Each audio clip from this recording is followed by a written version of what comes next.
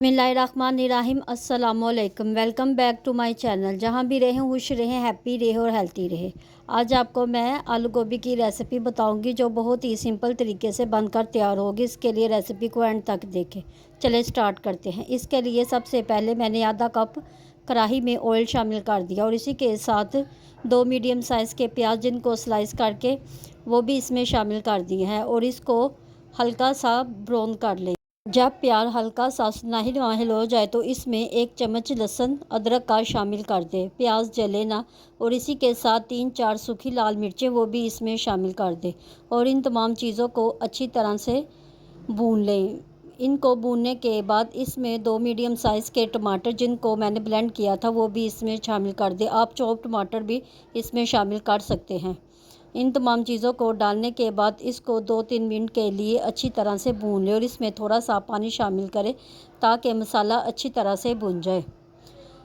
ये तमाम चीज़ें जब अच्छी तरह से भुन जाएं तो इसमें तमाम मसाले डालना शुरू कर दें, जिसमें 1 चम्मच मिर्च का, आधा चम्मच हल्दी का और 1 से 1.5 चाय का चम्मच नमक का शामिल कर दें। नमक मिर्च आप अपनी मर्ज़ी से कम या ज़्यादा कर सकते हैं।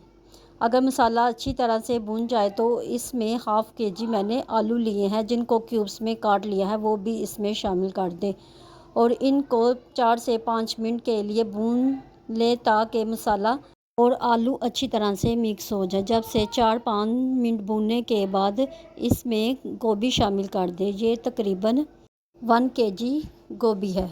इसको 5 से 10 मिनट के अच्छी तरह से भून लें और इसमें 1 चाय का चम्मच अजवाइन शामिल कर दें और इसको 5 मिनट के लिए कवर कर दें।